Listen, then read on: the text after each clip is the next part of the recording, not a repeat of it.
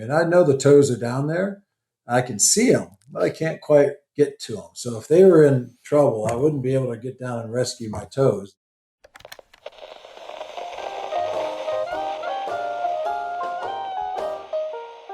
Welcome to the Front Porch with Brian Beaudry. All right, I'd like to welcome today's guest, John Keller, the CEO of FlexTC. FlexTC? Am I supposed to say it? It feels like it's supposed to be. There's supposed to be ecstasy somewhere in there.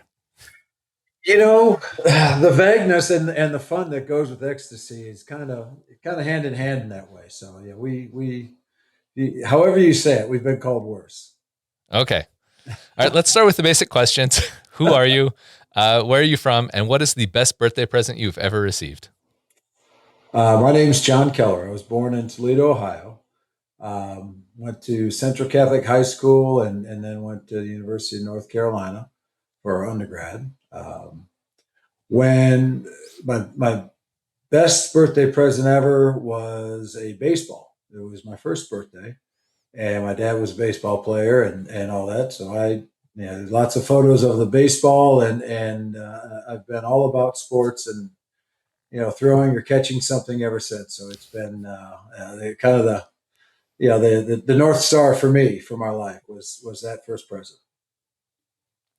All right, and I didn't have this question written in our thing, but I realized we should probably find out what FlexTC is. So tell me a little bit about FlexTC before we get into your background.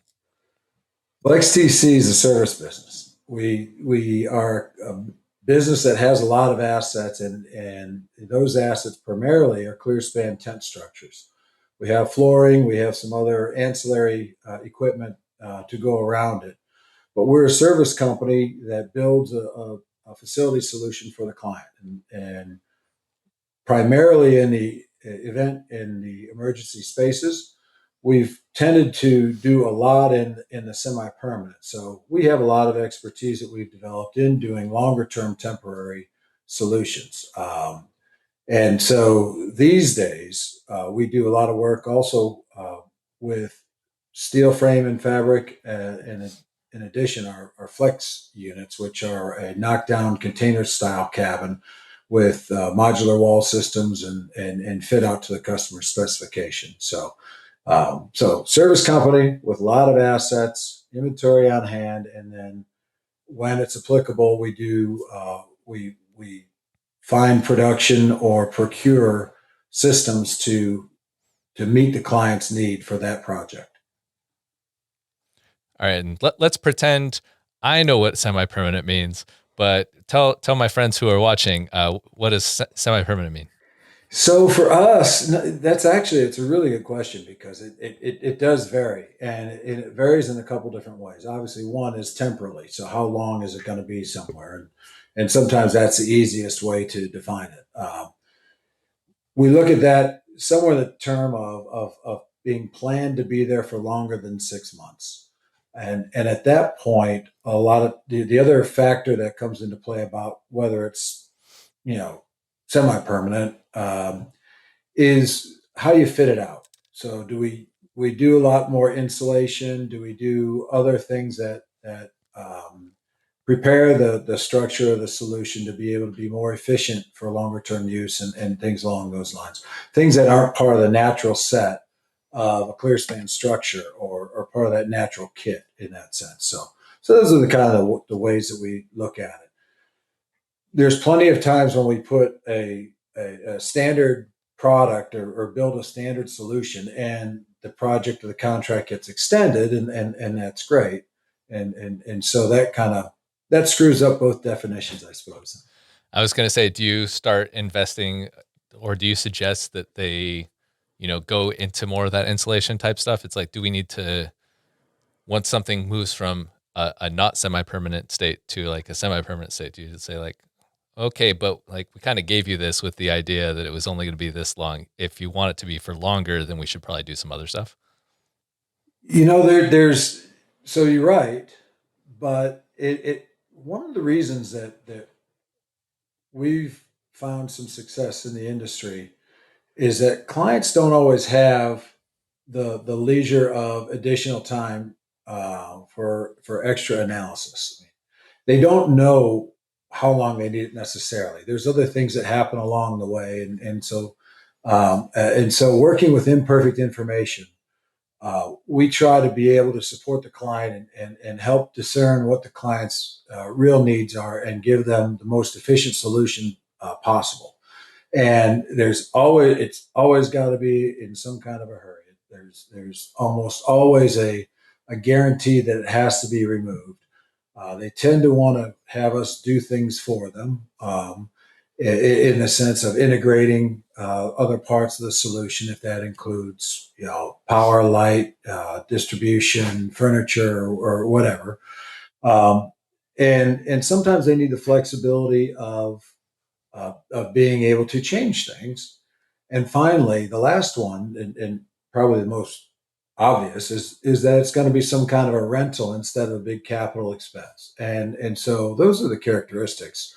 Um, when we work with professionals in the rental industry, or when we work with people who are customers that are experienced in working with the rental industry or with temporary facilities, we get a certain type of latitude about developing the design and supporting, here's what we can do and here's how it goes and here's all these things. So that world, that event world, even the emergency space there, is comfortable with temporary facilities. When we do semi-permanent, sometimes a recovery from a disaster or something that might even be a planned semi-permanent um, solution, then we start to interact more with architects and engineers and local code officials and things along those lines. And that becomes much more complicated just from the standpoint that the real world, the non-event, the non-emergency world, right? The real world has a lot of placeholders for very specific information. And if you don't have that, then you'll have problems, and you'll have a lot of problems. And they'll look at you like you're the biggest idiot that not only walked into the room, but would even dare to walk into the room.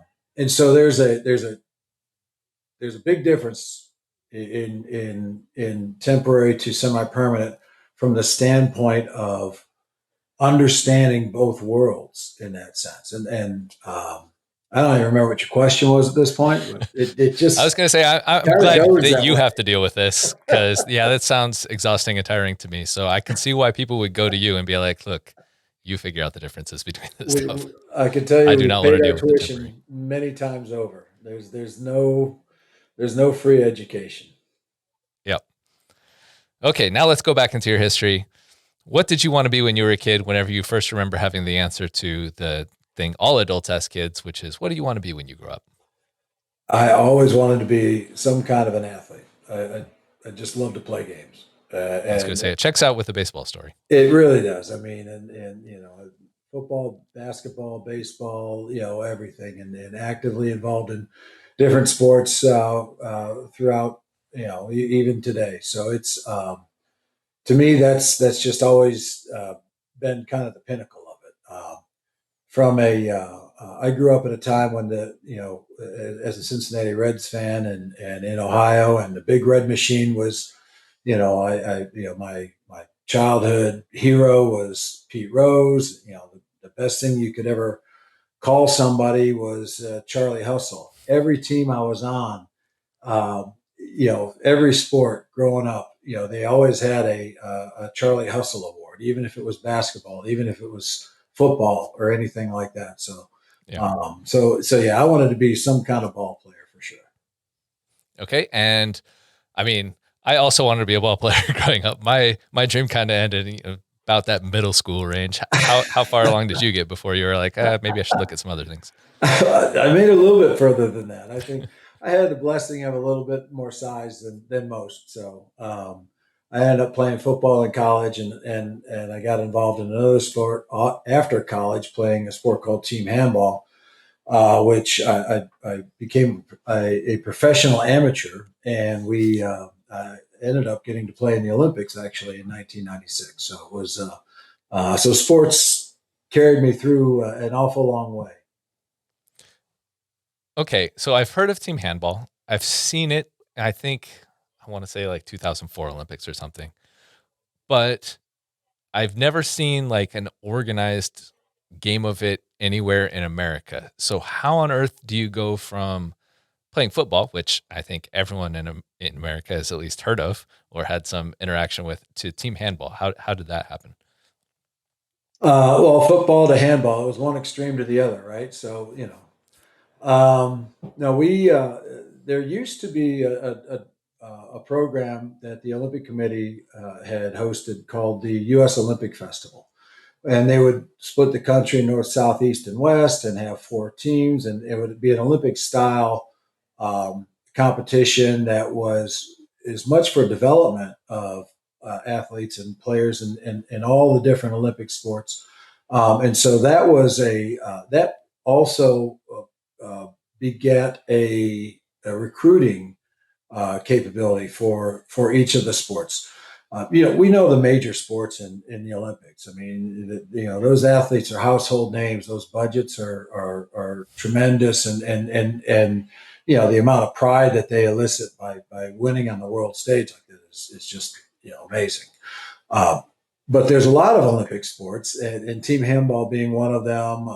Field hockey is another one that's not quite so well known, and we can go on and on and on. And they're always kind of introducing some new sports.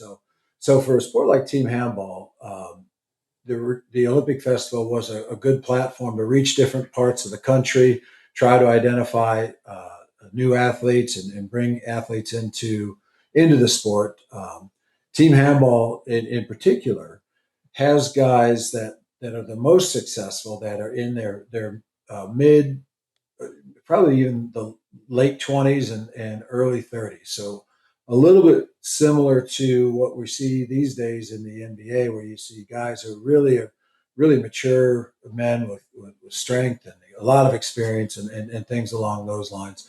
And so one of the tactics or strategies that the Team Handball Federation used to use was to go in across different college campuses and try to find athletes who played sports who might be a fit for handball, but didn't have a professional future in store for them, and something along those lines. So I got caught up into that.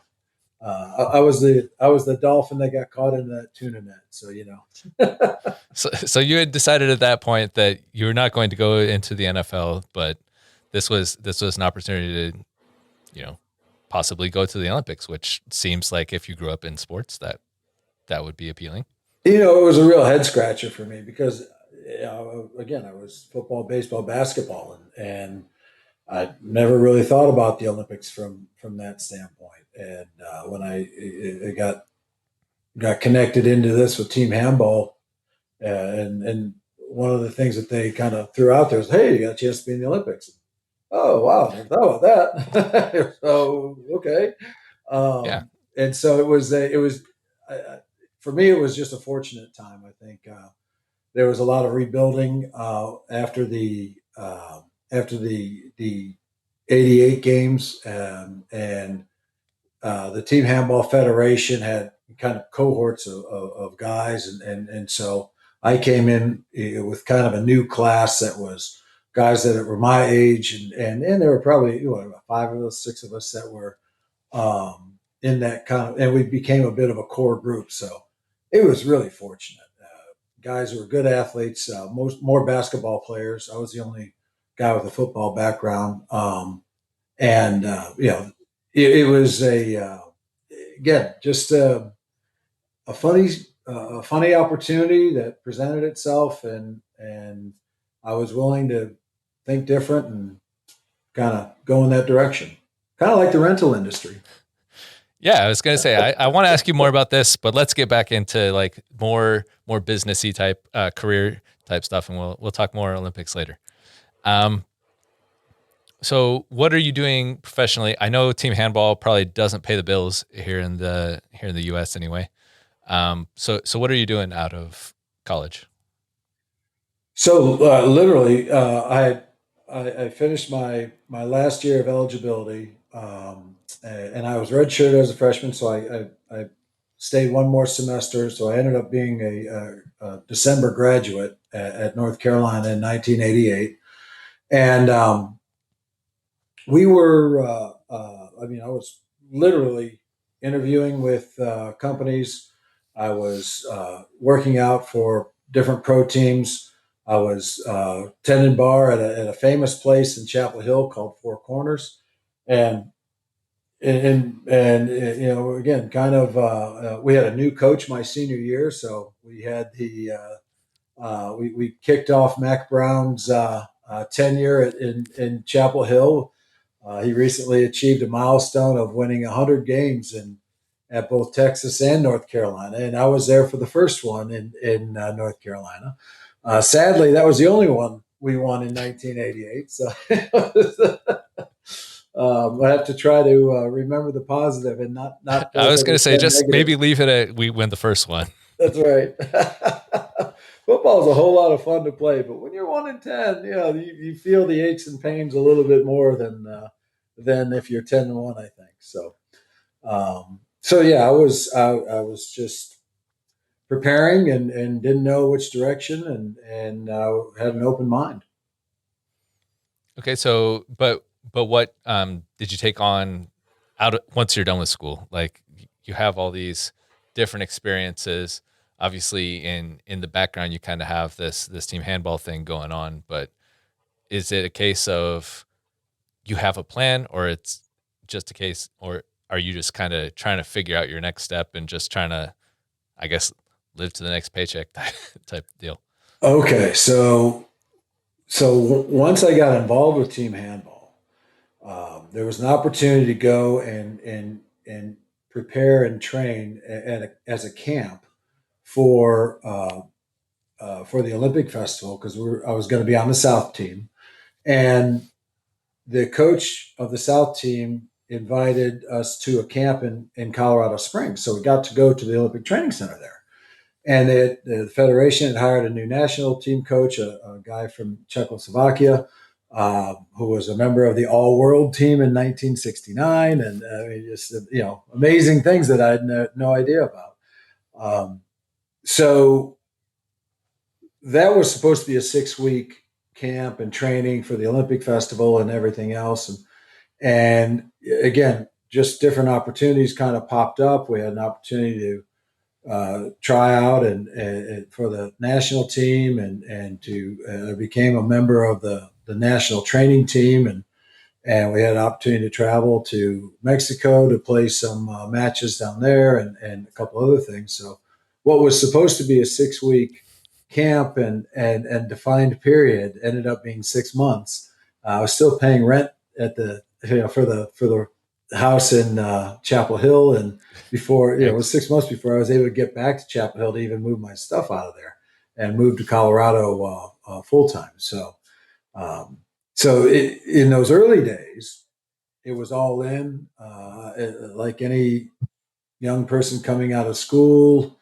Again, just didn't have a whole lot of plans and was just trying to figure out what made the most sense to do. And as we were in there, and I was in the flow. I mean, I stayed with the national team for about 8 years, so that was a long time. And along those, along those months and years, the feeling of okay, what am I doing here? This is not, there are professional leagues. You can make some money playing team handball professionally, but not many made very much.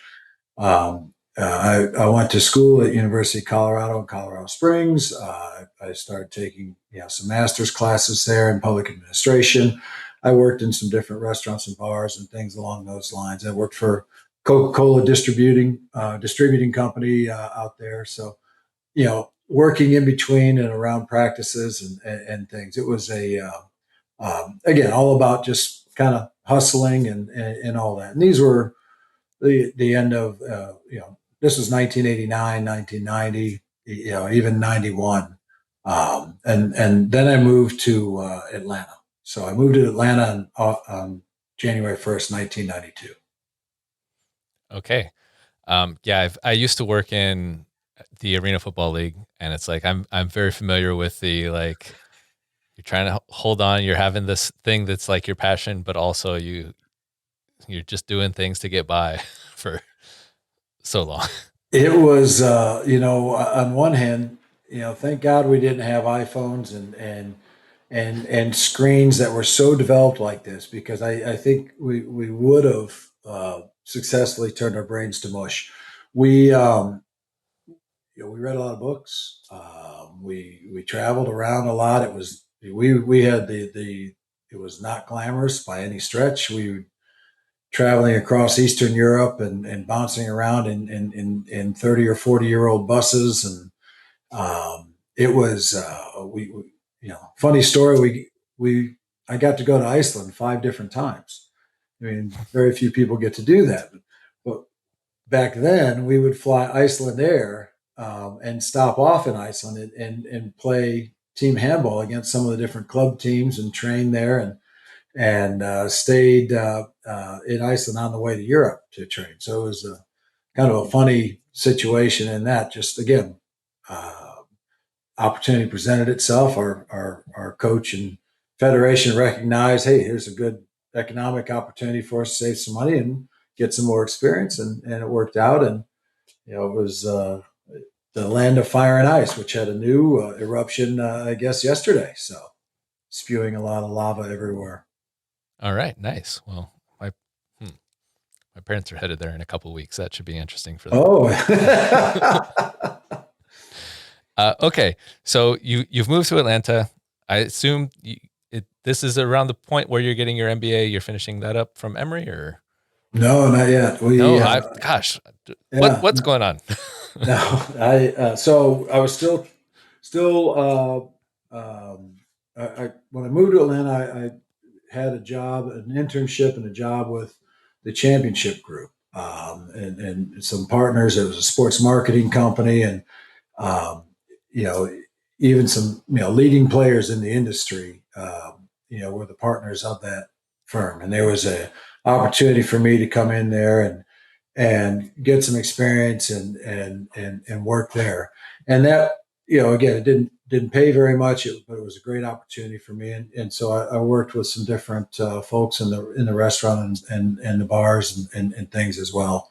And that was good. I ended up getting an opportunity with a company that worked in logistics and air freight. Did that for a few years, and then got involved in the finance industry for a bit. So kind of, again, still learning a little bit Yeah, about myself, what I like to do, what things that I'm kind of interested in or good at in that sense. And it was after that I went to business school at Emory, and that was uh, really right after I got married. So I got married in 2001. So it okay, was um, yeah, that was a nice period. I've been in Atlanta 32 years, so it's yeah, crazy to wow. think it's been that long. Okay, so it sounds like basically what you're doing. It seems like you were building a foundation without really actually knowing it. It's like, all right, I got this logistics knowledge. All right, I'm getting this like some finance. I'm getting, I'm you even started off technically doing a temporary thing to a semi permanent thing. Hey, there you go. That's right. That's a great insight. All right, so you do decide to go to this MBA, and what are you doing after that? It seems like maybe with the marriage and the picking The marriage and the seems like maybe baby, you and all that other stuff that comes with it. So I got an opportunity.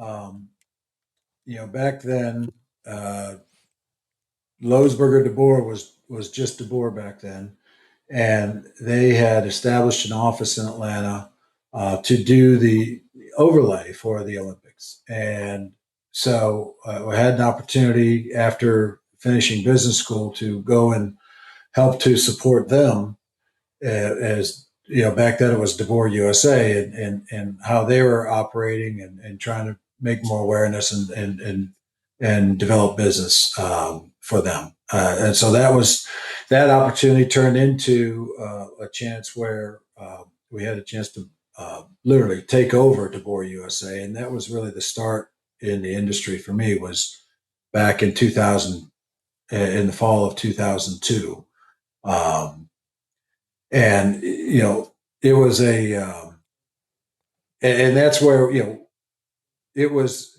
all structures and flooring and based in Atlanta and again it was an interesting time and an interesting opportunity because there was structures were still a little bit to the newer side. They weren't quite so pervasive as they are now. There's more frame tents and things like that in across America for rental companies. So it was it was a little bit of a different animal to only have that in inventory to provide services. We did a lot of try to compete against pole tents and it was tough economically in some respects. Yeah, for sure. Okay. Eventually, in February 2020, you launch FlexTC. Now, for a lot of businesses, February 2020 doesn't seem like the best time to have opened a business. How did things end up going for y'all? You're still around, so that's good. We're still around, so that's good. The funny thing, we were supposed to close on the financing to finalize the purchase and the deal a couple days later. And, we knew from our experience in emergency work and all that, we knew that there was some bad virus and stuff going on. We didn't know how bad it was or anything, but we knew it was something. And so we kept pushing, and we were able to push our closing date up to February 12th of 2020. So the good thing about that was we did it, we closed, we were in business, and then it ended up being February 15th. That was the cutoff day for PPP. And so lucky enough, we were able to qualify and to obtain the PPP supported money because that helped us stay in business from there. We had some contracts that just kind of blew up in 2020. People, we thought business was going to happen. People were like, "Oh, the act of God," whatever, act of somebody anyway. And then we had other things. We'd done enough work over the years and emergency and medical type of supporting situations. So we were able to go ahead and find some business and support some hospitals and kind of just hang in there and kind of make it through 2020 really was quite it. And even in 21, people still didn't quite know. There was still a lot of hesitation. The industries and events were not back yet, not really. So it was a sketchy time for a little bit there. Yeah. Yeah, just thinking about the areas that you work in, which is like emergency services and events, where it seems like those are two totally like opposite ends of the happiness in life spectrum. What's it like for you and your team, I guess, dealing with those two opposite ends? Like, I don't know, how do you find someone who's able to handle the I figure they're probably extremely nitpicky people for events and like the I don't know, just I don't have a better way of saying. um, so so people who are in the event industry and the event professionals, and those that are our clients and around the industry anyway, you always have to reinvent yourself. You always have to refresh your event, no matter what it is. If it's the same event year after year after year, you have to have things that freshen it up and spice it up. And so, uh, some of the clients that have that proper vision and know exactly what they want, yes, they can be very specific and working tirelessly to overcome whatever it is, delays or supply chain or costs or inflation, mistakes, everything. to make their event super special for their clients, and that's their focus. Um, in that space, we are a pretty good vendor for them because we're willing to do a lot. We have guys with carpentry skills. We do a lot of finish work, rails, ramps, supporting things. We've always taken the perspective that every day is a learning day, and we almost on every project we try to integrate or involve something a little bit new, something a little bit novel. So we've been using and working with automatic sliding glass doors for several years now. We've been doing. We were early with insulated walls and SIP panels. We were very, early on with LVP and some of these things, and we had so some of these things that even demountable walls and framing in insulation and air intakes and things along those lines from over the nearly 20 years. So there's something that we can bring there that helps the situation. On the emergency side, we get a wide range of customers. We work with different companies who are very experienced in the emergency space. Here's what they want. Here's how it has to go, and just make it happen. Uh, but also we tend to get involved in a little bit of recovery. Well, recovery is a little bit different phase, and that different phase involves people who were not in the emergency business every day, and that's a little bit difficult. Same comparison, short term versus long term. Those folks have different ideas and perspective and a sense of things, and very often they don't know how to think about what they're going through, or what their needs might be, and all that. So that's Yeah. tough. But what we have is we have a team here, and I'm super proud of our team at FlexTC. We have people that really they got a whole lot of give a darn, and they are very mission oriented. So when there's something that happens, or there's a need to to rally up and go and do and support others, our team is second to none. Just terrific and fantastic in how they go about it, in the way that we go about it. Um, so yeah, it is a specific person. It is a type that likes to travel, likes something new all the time. There's always, we go to different parts of the country, as well as we've done work internationally over the years. The real sense of mission and adventure, I think, is a big part of Awesome. What's your favorite part about what you do now? it. So there's two things, and one is a little bit of That's function cheating. I said only one favorite part. You can't have two right, favorite right. parts.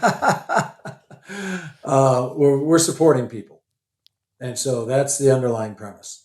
The second thing that we do is we try to develop people, and we try to look at our folks and figure them out, assess them, uh, understand what their goals, aspirations are, and everything else, and help them take themselves to the next level. How do they develop? How do we make them the best player they can be? And then as we continue to round out our team. So um, for us, it's support and that corollary, because it's only one, is player development. All right. That sounds very, very sportsy of you with the player development. All right. Do you have any plans for the near future for yourself or FlexTC that you want to share here today? We just built our new office, so we just moved from Cobb County, which is which is, I think, essentially part of Atlanta, and certainly in the heart of the metro. We moved a little bit further out to Carroll County and the town of Villa Rica. So the opportunity that we got by moving a little further west was a great reception from the local business leaders and the chambers, and reception for us that was really great. We do different things than what people experience in the normal sense. And so we're interesting in that way. And they made us very welcome. They allowed us to go ahead and build our own facilities. So our warehouses are a tension fabric structure. Our office is made out of our flex units, out of our container buildings and things. So we are able to make a bit of a show and tell living Yeah. laboratory in that way that, we're willing to eat our own cooking and all that good stuff. So that's brand new. We just moved toward the end of last year and we're settled in now. So that's great and fun. And the other things that we're doing is as we are expanding beyond the tents more and more into rolling stock and building more of a fleet of capabilities so that we can take down projects on a turnkey basis and continuing to grow that way as we're building out the rest of our team and our management moving forward. So it's been I can't believe it's been 4 years already. It does not seem like it. That the time has really really flown, but we're now set to start playing even more offense now that we're settled with the construction and the move and everything like that. So it looks to be an exciting time for us. Awesome. Yeah, I know it can be definitely challenging to focus on a lot of future things when it's like, yeah, but I have to actually like have this home set up really. I mean, boy, I tell you what, if you're going to ask me a question, like, geez, what are one of the things that you kind of regret? I don't really regret it, but boy, was it a distraction. It Yeah. was a distraction, and we couldn't have done it at a worse time with higher costs. I mean, everything. Supply chain was still disrupted, costs were Yeah. through the roof. It was it's been a matter of resilience and getting it done and seeing it through. But I'm glad it's over and ready to put that in the rear view and keep going forward. All right. Before we get into some other things, I want to play a game with you. We'll call it John or Non.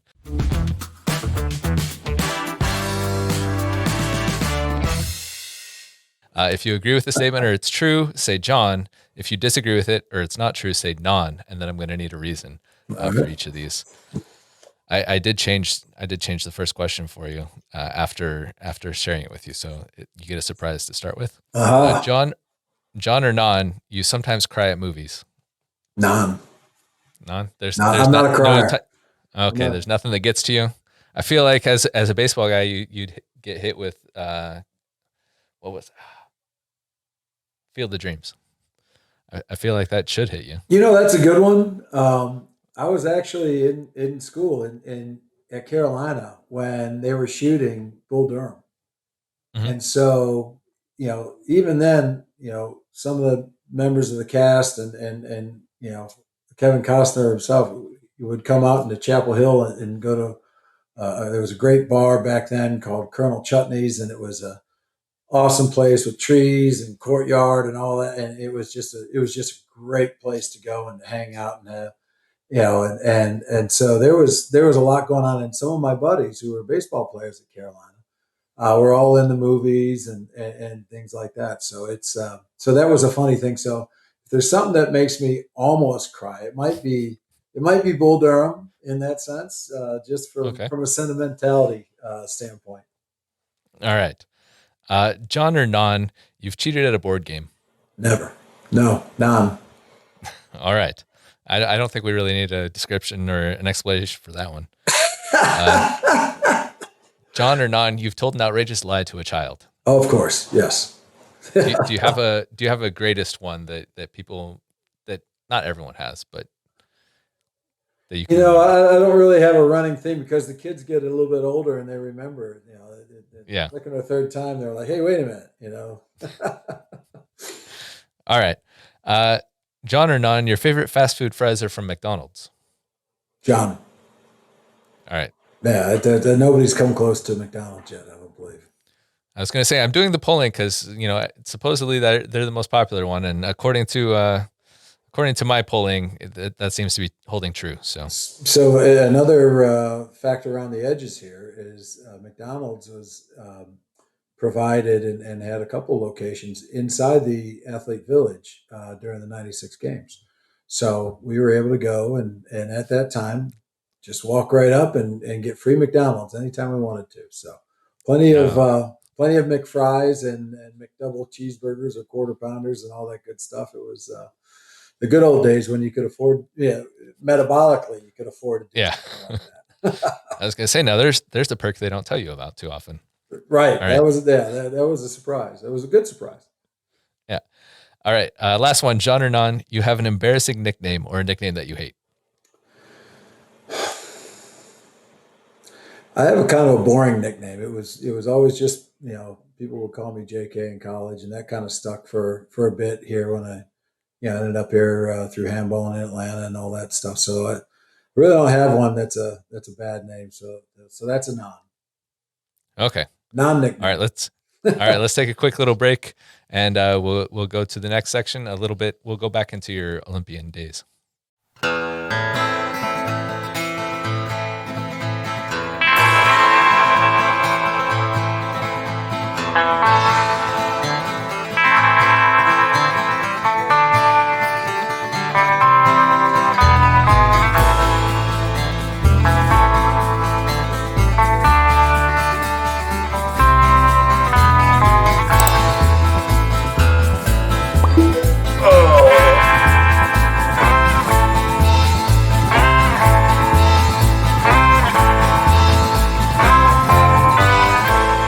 Still, the quickest mouse pad in the old west.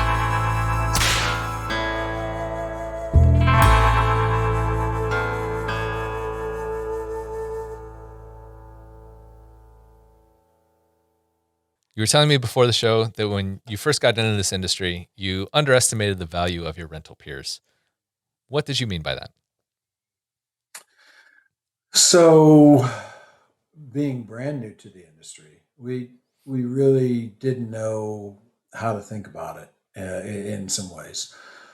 We didn't know necessarily who was friend or foe. We didn't understand really how broad the industry is and how many ways there are to create value and really the room for nuance. So even among companies who had clear spans and predominantly tent rental companies.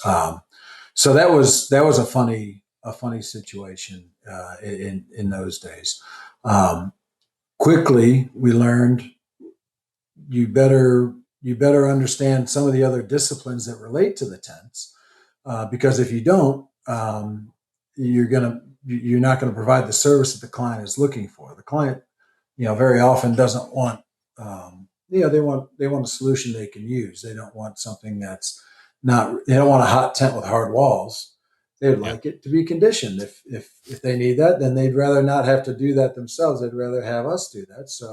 So again, we then in short order began to meet and make great relationships over the years with vendors that were compatible with us, that supported what we were doing in tents and flooring and liner and all these other things. So that was really good. Literally at an ARA meeting yesterday, we had our Georgia ARA had a meeting at Augusta, and we sat at a hospitality venue and so it was a great experience just being able to sit there and sit together.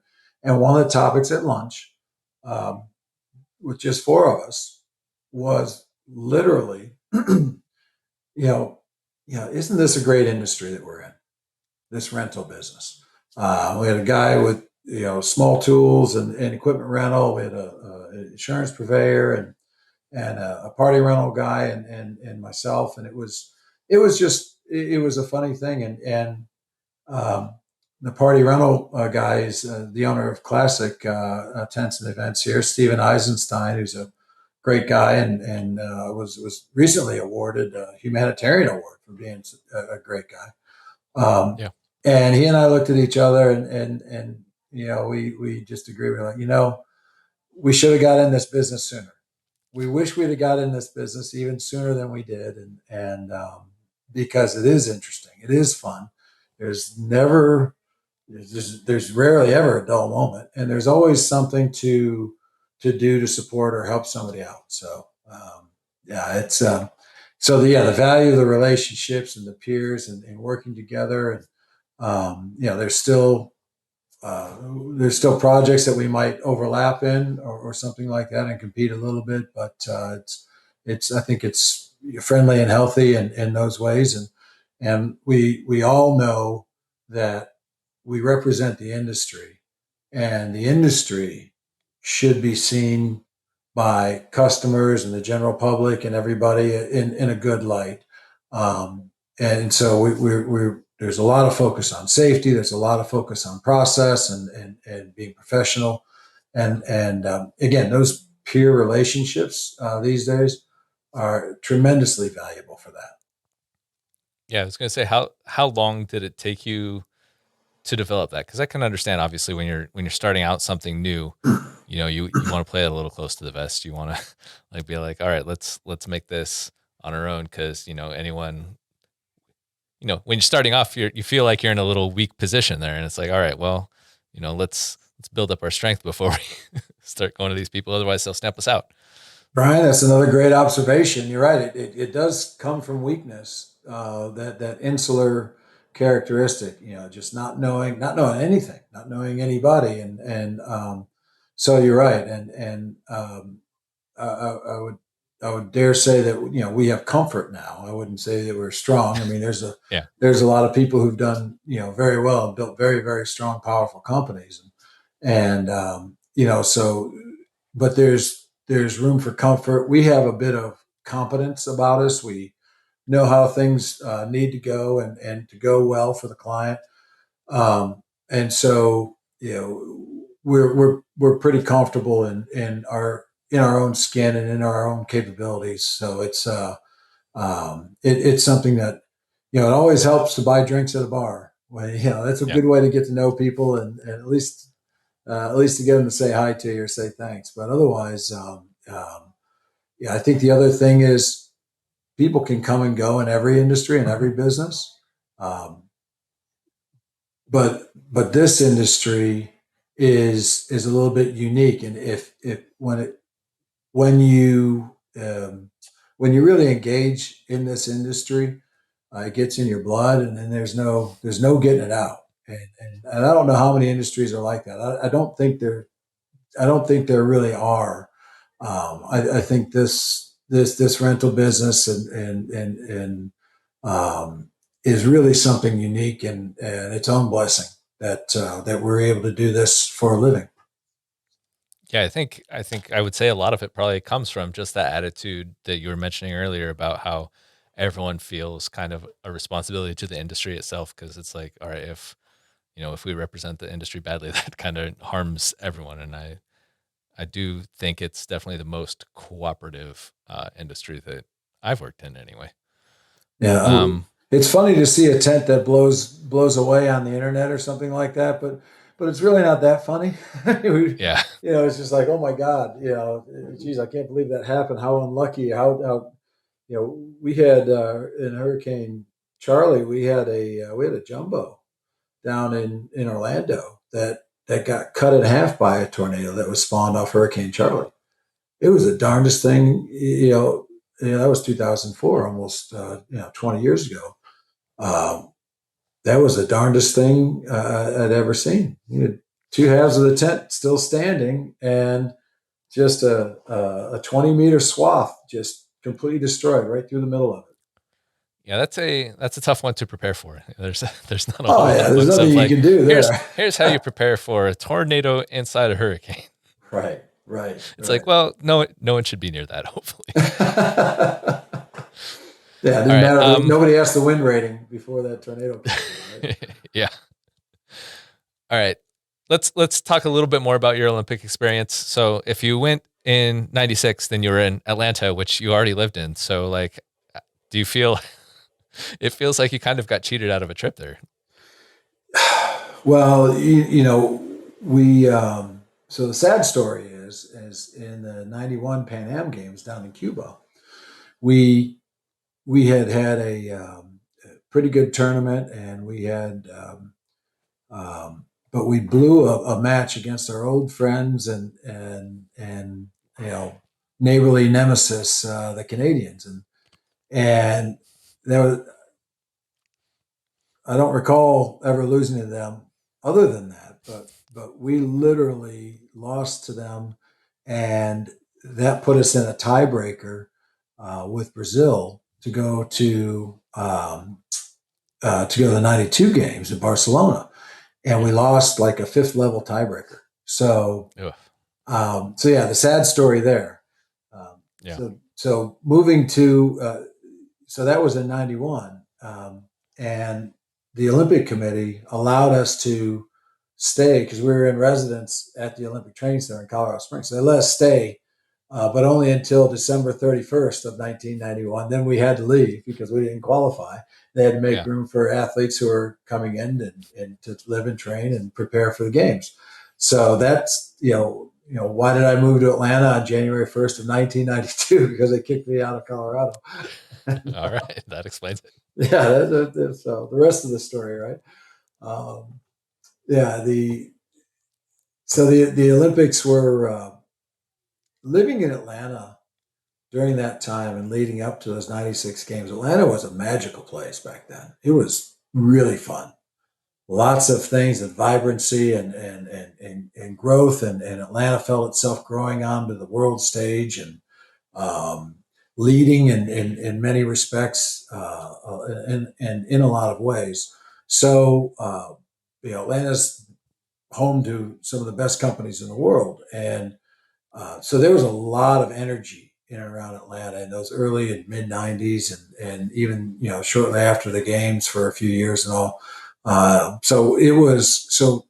Yeah, I got cheated. I didn't get to go somewhere, but by the same token, it was such a fantastic experience to be living in Atlanta back in those days, leading up and training, and in those days, while we were training, I was working with Ernst and Young as part of the Olympic Job Opportunities Program, and had a job as a kind of an, an internship that was a real career starter as far as that goes, and several of my teammates worked for Ernst and Young or Home Depot and some other companies that participated in that OJOP program, which was just tremendous. It gave us a chance to live and pay our bills while we were training.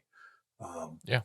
Yeah, so we were able to raise money with local companies and local radio stations and UPS it was just moving down to Atlanta, and they became a sponsor of our team of team handball as well. So it was just a magnificent time. It was really a tremendous life experience. Who'd have thought? Yeah. So I guess, do you just qualify through the Pan Am games? Did you just beat the Canadians in '95 or what? Well, in '95 we beat them, and we never lost to the Canadians again. So All right. Good. the damage was already done because it cost us in '92.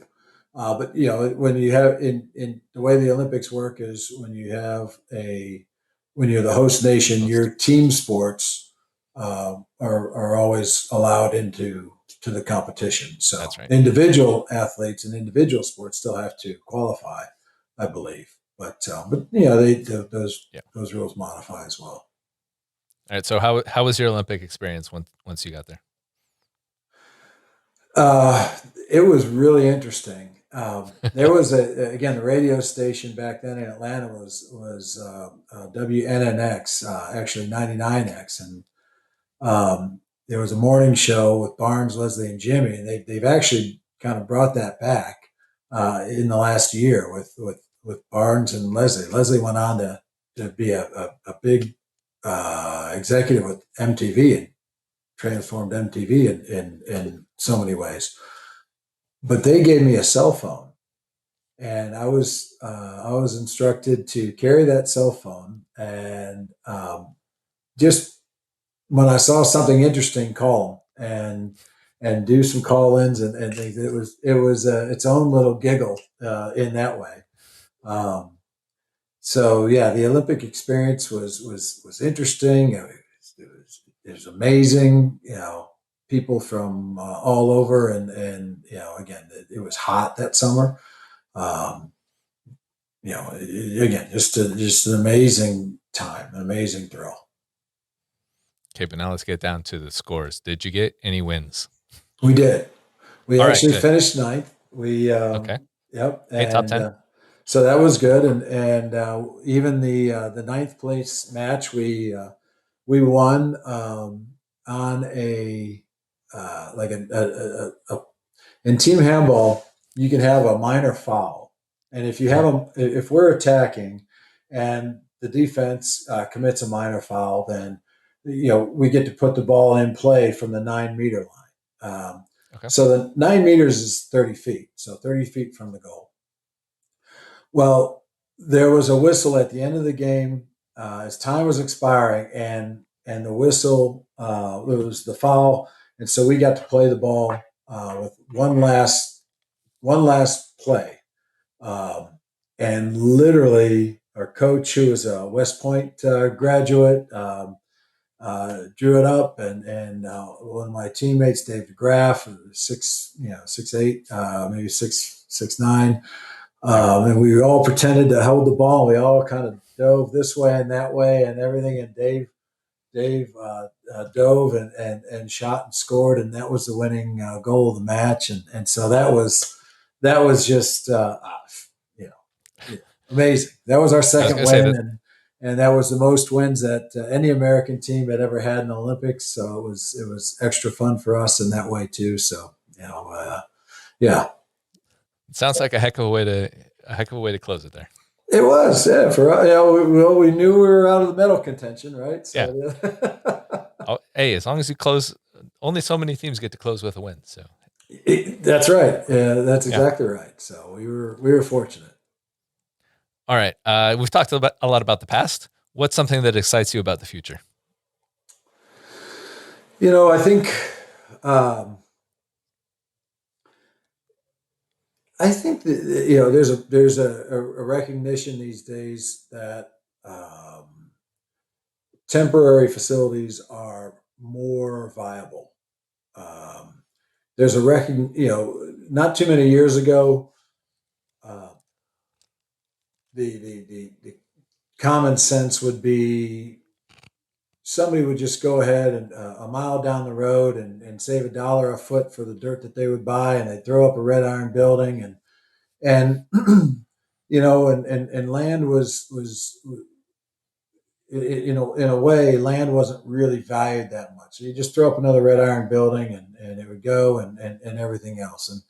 And what has happened in recent years is that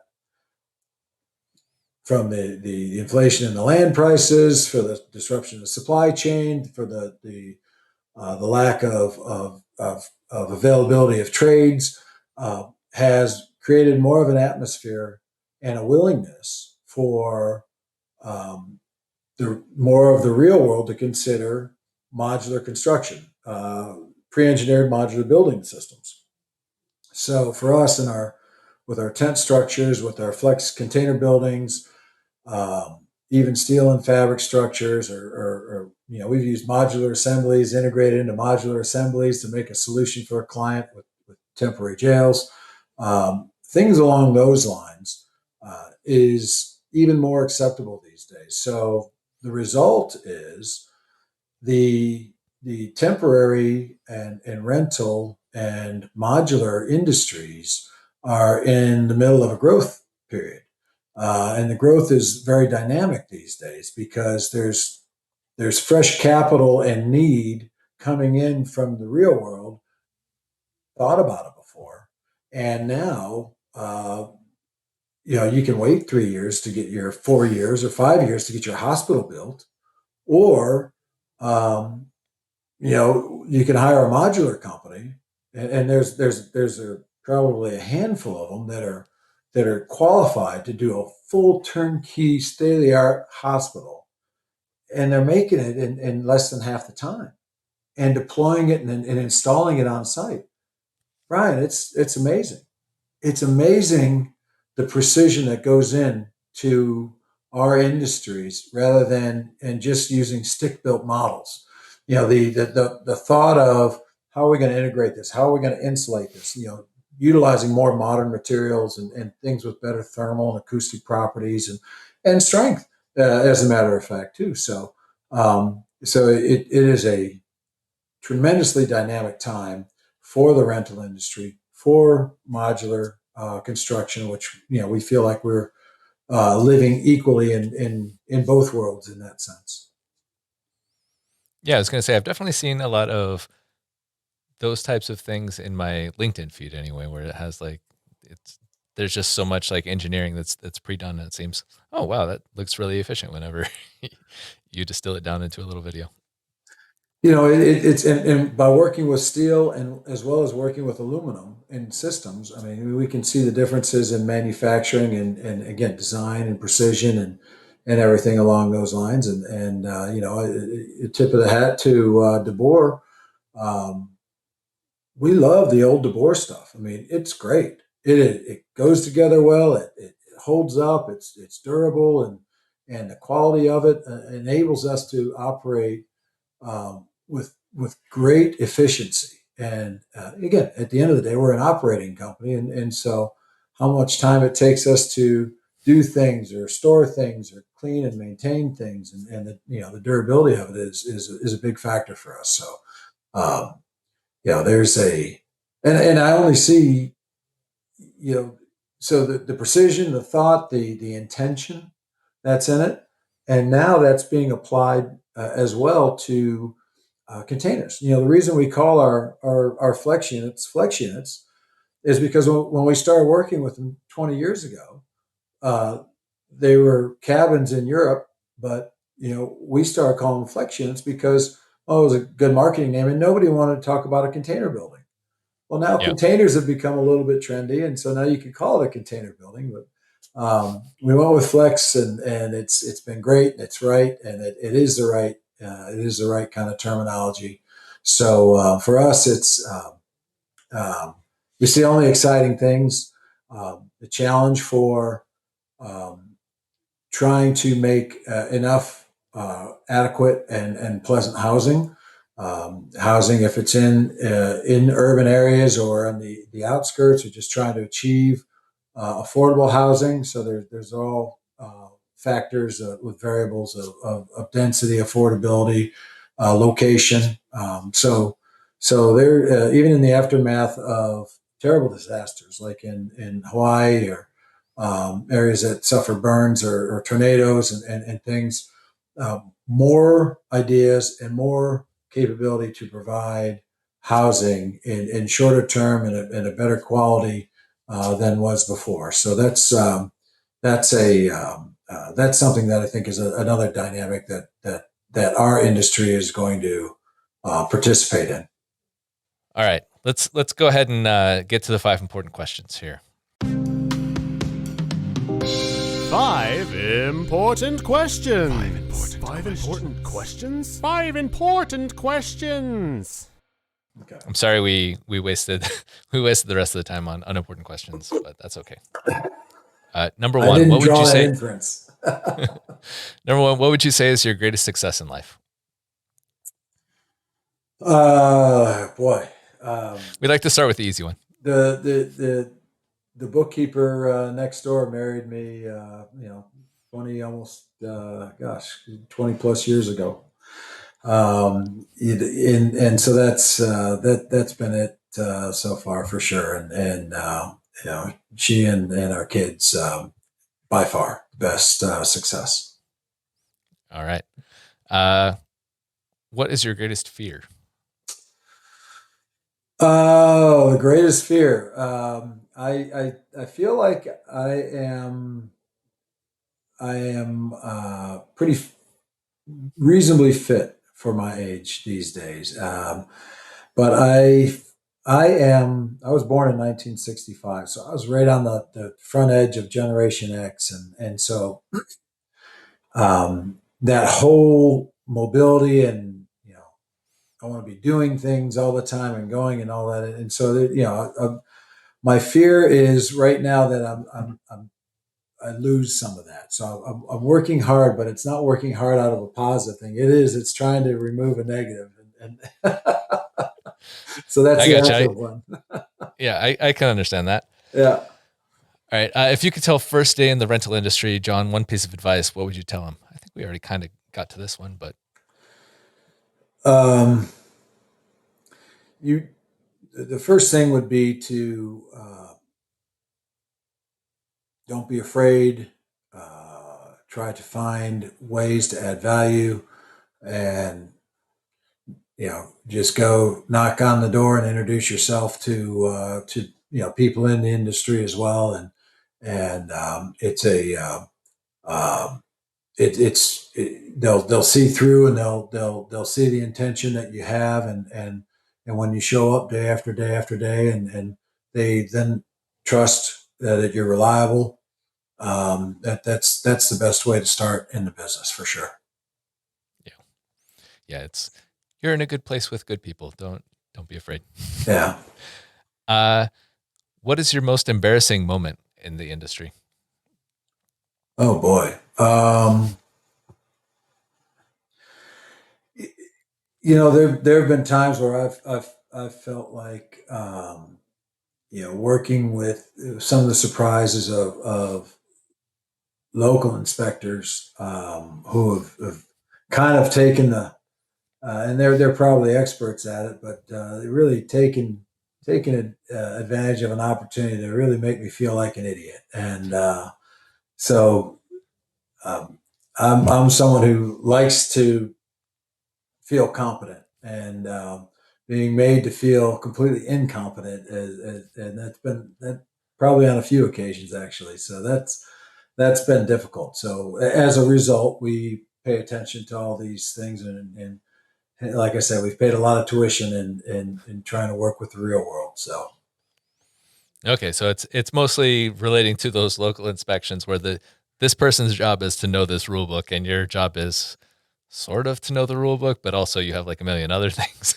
And it's like, okay, yeah, you got me on this rule book because I definitely don't know as much as you. yeah, well, and then when they want to point at the rules and say, oh yeah, this has to be R35, and I'm like, it's a tent. I mean, R35, yeah, come on.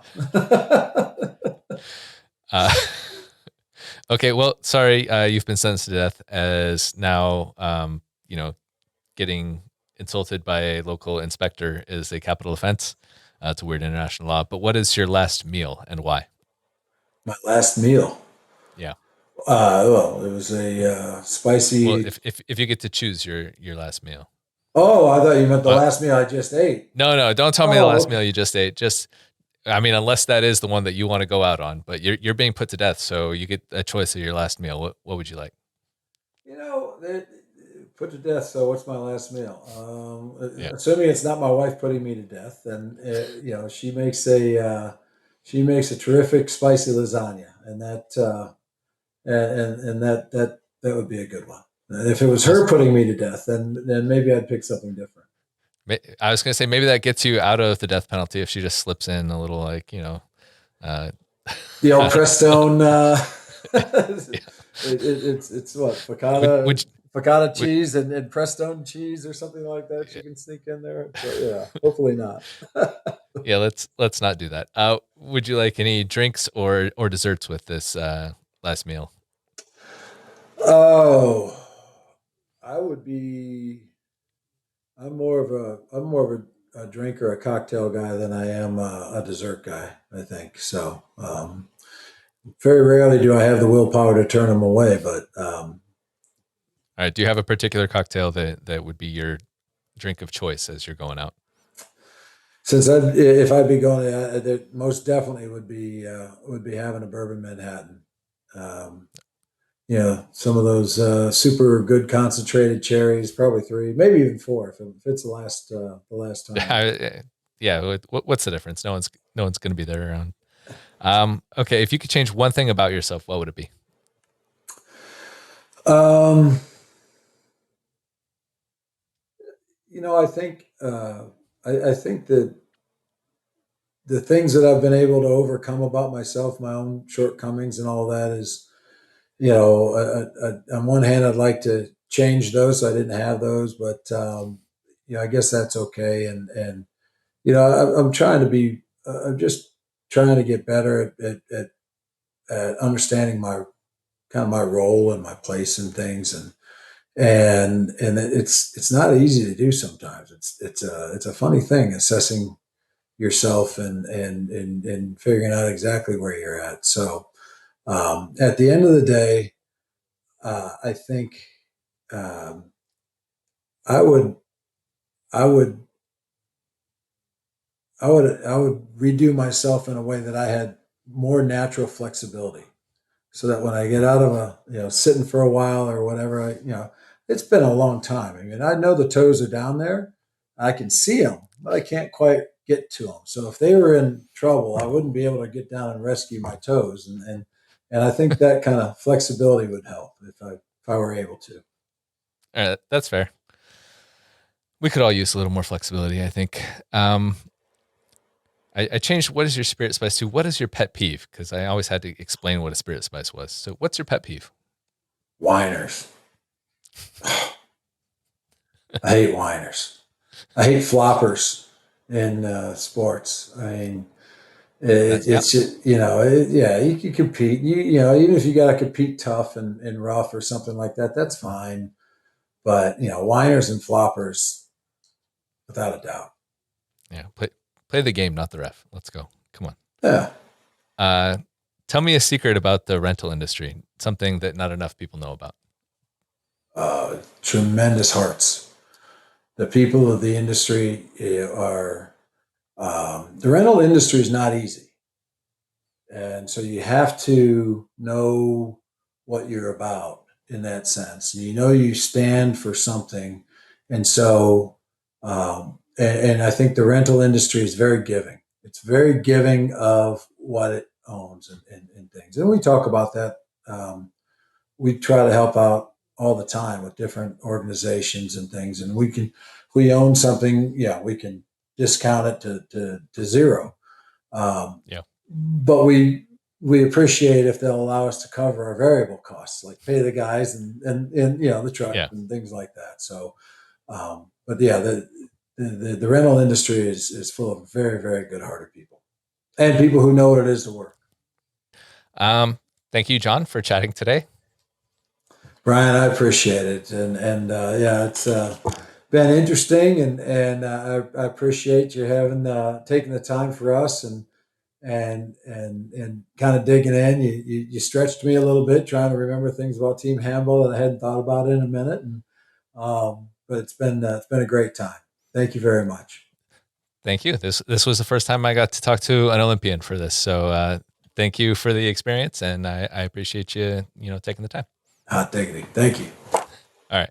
Thank you also to Andrew Sherrington for editing this thing by the time it gets to you guys, the audience. Some of the graphics, I think, come from Daria Tucker, so thank you to her as well. And to everyone who made it to this point with us, thank you for joining me. Rate, subscribe, review, share us with a friend, and we'll keep the porch light burning for you.